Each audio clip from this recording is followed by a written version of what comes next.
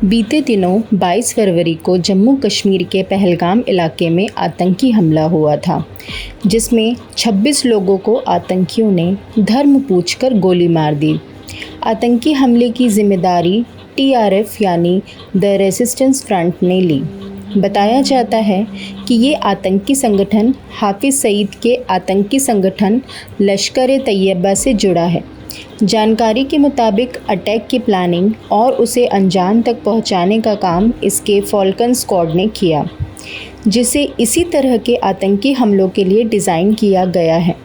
पहलगाम में आतंकी हमले के बाद भारत के प्रधानमंत्री नरेंद्र मोदी ने बिहार की एक जनसभा को संबोधित करते हुए कहा था कि हम आतंकियों और उनके पनाहगारों को नहीं छोड़ेंगे, जिसके बाद प्रधानमंत्री ने गृह मंत्री अमित शाह, रक्षा मंत्री राजनाथ सिंह और राष्ट्रीय सुरक्षा सलाहकार अजीत डोभाल के साथ सीएससी की बैठक में कई बड़े फैसले लिए, जिसमें 1960 के भारत पाकिस्तान के सिंधु जल समझौते को ख़त्म कर दिया।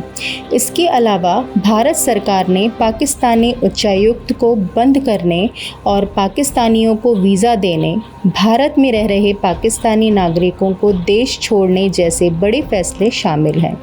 साथ भारत ने अपने बंदरगाहों को भी बंद कर दिया। आतंकी हमले के बाद और भारत के कड़े फैसले के बाद से ही भारत और पाकिस्तान के बीच तनाव बना हुआ है। दोनों देशों के सरकारों के राजनेता जुबानी जंग से एक दूसरे पर भी हमला बोल रहे हैं। पहलगाम आतंकी हमले को अमेरिका, चीन, रूस, फ्रांस, ईरान, सऊदी अरब, बांग्लादेश, ब्रिटेन जैसे देशों ने भी निंदा की है। इन सभी ने सोशल मीडिया पर हमले की निंदा करते हुए कहा कि आतंक और आतंकियों की दुनिया में कोई जगह नहीं है। हम सब आतंक के खिलाफ हैं, एकजुट होकर आतंक को समाप्त करेंगे।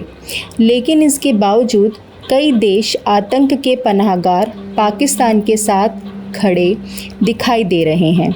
चीन, मलेशिया, अज़रबैजान, तुर्की ने तो पाकिस्तान का खुलकर समर्थन किया है। चीन और तुर्की ने तो सैन्य मदद भी भेजी है। दूसरी तरफ रूस, इज़राइल, अमेरिका, सऊदी अरब, कतर, ईरान, इटली और ब्रिटेन ने खुलकर भारत का समर्थन किया है और पाकिस्तान पर कार्रवाई की बात की है। दोनों ही तरफ जंग के बादल मंडरा रहे हैं।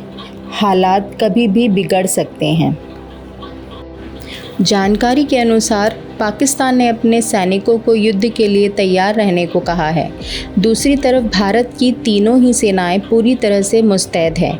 गृह मंत्री अमित शाह ने भी 7 मई को युद्ध जैसी स्थिति से निपटने के लिए मॉक ड्रिल कराने को कहा है। इसमें बुधवार को देश भर के 244 जिलों के लोगों को सिविल डिफेंस की ट्रेनिंग दी जाएगी और रिहर्सल की जाएगी। रिहर्सल और प्रैक्टिस जिला, शहर, कस्बा और गांव स्तर पर की जाएगी।